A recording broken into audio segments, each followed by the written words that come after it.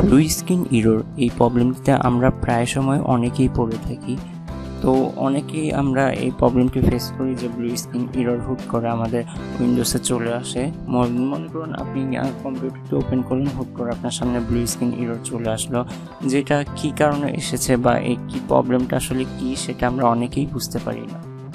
তো আজকে মূলত ভিডিওতে আমরা এটাই আলোচনা করব কিভাবে আমরা ব্লু স্ক্রিন প্রবলেমটি থেকে মুক্তি পেতে পারি এবং ব্লু স্ক্রিন প্রবলেমটি কেন হয় সেই বিষয়ে আজকে আমরা জানবো এবং বিস্তারিত আলোচনা করব।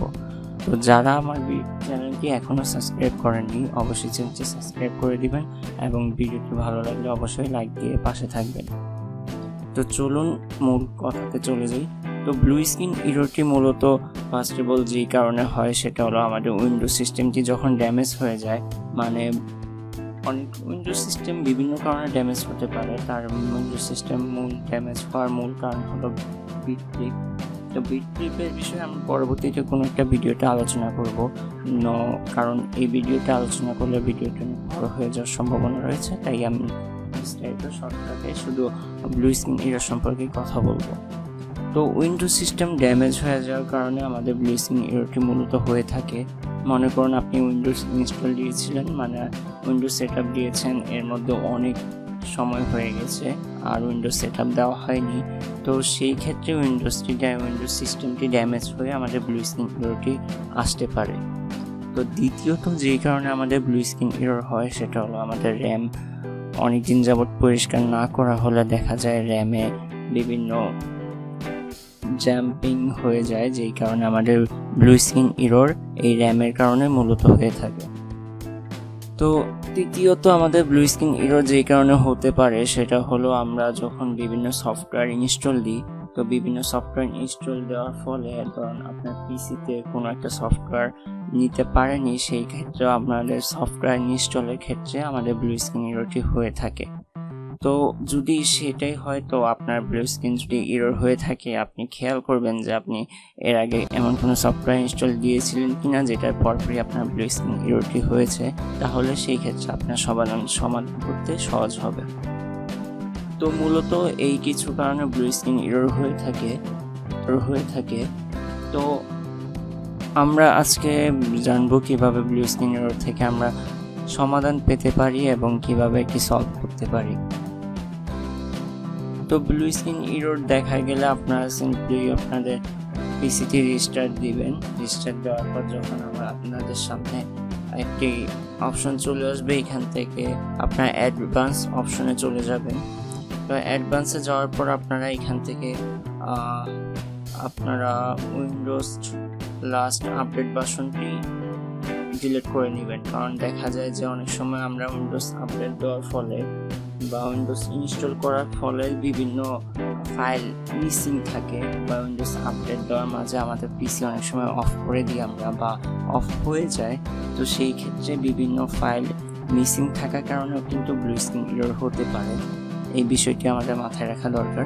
তো আমরা প্রথমেই যেটা করতে পারি সেটা হলো আমরা আমাদের অ্যাডভান্সে গিয়ে অ্যাডভান্স থেকে আমরা লাস্ট আপডেট ভার্সনে চলে যাব। লাস্ট আপডেট ভার্সনে গিয়ে আমরা লাস্ট আপডেট যেটা রয়েছে সেটা আমরা রিমুভ করে দিব।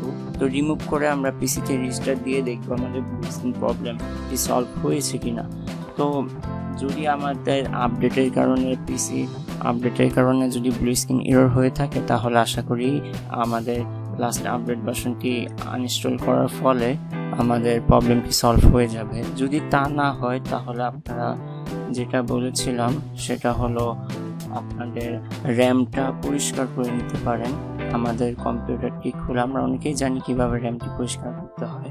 আপনাদের র্যামের দুই পাশে দুটি ক্লিপ লাগানো থাকে, সেই ক্লিপগুলো চাপ দিয়ে আপনারা খুব সহজেই র্যামটি খুলে নিতে পারেন এবং খুলে সেই র্যামটি আপনাদের বাসার যদি ইরেজার থেকে থাকে ইরেজার দিয়ে ভালো মতো ঘষে র্যামটি আবার পুনরায় ইনস্টল করে নেবেন। ইনস্টল করে পিসিটি রিস্টার্ট দিয়ে আপনারা চালু করবেন নতুন করে। তাহলে দেখবেন যে আপনার যদি র্যামের কারণে ব্লু স্ক্রিন এরর হয়ে থাকে তাহলে সেই ক্ষেত্রে আপনার পিসিটি পুনরায় ওপেন হয়ে যাবে ব্লু স্ক্রিন এরর ঝামেলা ছাড়াই। তো যদি তাতেও প্রবলেমটি সলভ না হয় তাহলে আপনারা আবার অ্যাডভান্স অপশন থেকে এখানে আপনারা দেখতে পারবেন যে 4 নম্বরে ইনেবল সেভ মোড রয়েছে। তো ইনেবল সেভ আপনার পিসিকে আপনারা সেভ মোডে নিয়ে যাবেন। সেভ মোডে যদি আপনারা না নিতে পারেন তাহলে কমেন্টে জানাবেন সেভ মোডে কিভাবে নিতে হয়, সেই বিষয়ে আমি একটি ভিডিও বানাবো। তো সেভ মোডে নেওয়ার পর আপনি আপনার কম্পিউটারে আপনি যে সফটওয়্যারটি ইনস্টল দেওয়ার পরপরই আপনার ব্লু স্ক্রিন এরর হয়েছে সেই সফটওয়্যারটি খুঁজে আপনি সফটওয়্যারটি আনইনস্টল করে নেবেন। আনইনস্টল করে আপনার পিসিটি পুনরায় রিস্টার্ট দিবেন, বা আপনি সেভ মোড থেকে বের হয়ে পিসিটি রিস্টার্ট দিলে আপনার দেখবেন যে আপনার ব্লু স্ক্রিন এররটি প্রবলেমটি সলভ হয়ে গেছে। তো ব্লু স্ক্রিন প্রবলেম যদি তারপরেও সলভ না হয় তাহলে আপনার বুঝে নিতে হবে যে আপনার কম্পিউটারটির উইন্ডোজ সিস্টেম নষ্ট হয়ে গেছে। তো উইন্ডোজ সিস্টেম নষ্ট হয়ে যাওয়ার কারণে আপনার সেই ক্ষেত্রে আপনার যেটা করণীয়, আপনার অবশ্যই নতুন করে উইন্ডোজ ইনস্টল দিতে হবে, মানে নতুন করে উইন্ডোজ সেটআপ দিতে হবে। কারণ আপনার যে আগের উইন্ডোজ সিস্টেমটি রয়েছে সেটা দীর্ঘদিন যাবৎ ব্যবহার করার কারণে অথবা ফ্লিপের কারণে আপনার উইন্ডোজ সিস্টেমটি ড্যামেজ হয়ে গেছে। তো সেই ক্ষেত্রে আপনার অবশ্যই করণীয় হবে আপনি নতুন করে উইন্ডোজ সেটআপ দিয়ে নেবেন, এবং নতুন করে উইন্ডোজ সেটআপ দেওয়ার ক্ষেত্রে অবশ্যই ভালোভাবে বা উইন্ডোজের ওই যে আমি আমার আগের একটি ভিডিও রয়েছে সেটা থেকে দেখে আপনারা অরিজিনাল উইন্ডোজের আইএসও ফাইলটি নিয়ে আপনি উইন্ডোজ ইনস্টল দিয়ে নেবেন।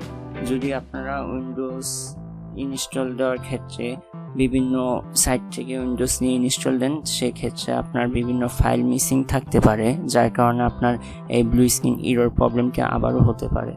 তাই আপনাদের কাছে অনুরোধ রইল আপনারা অবশ্যই আপনার উইন্ডোজের যে মাইক্রোসফট সাইট রয়েছে সেখান থেকে আইএসও ফাইলটি নিয়ে, বা যারা বিষয়টি জানে বা উইন্ডোজ ভালোভাবে ইনস্টল দিতে পারে তাদের সাহায্য নিয়ে আপনি উইন্ডোজটি ইনস্টল দিয়ে নেবেন। এবং কি উইন্ডোজ ইনস্টল দেওয়ার পর 100% আপনার ব্লু স্ক্রিন এররটি প্রবলেম সলভ হয়ে যাবে। শুধু ব্লু স্ক্রিন এরর প্রবলেমই না, আপনার অন্যান্য যে প্রবলেমগুলো রয়েছে সেগুলো সলভ হয়ে যাবে আপনি যদি নতুন করে উইন্ডোজ সেটআপ দিয়ে নেন।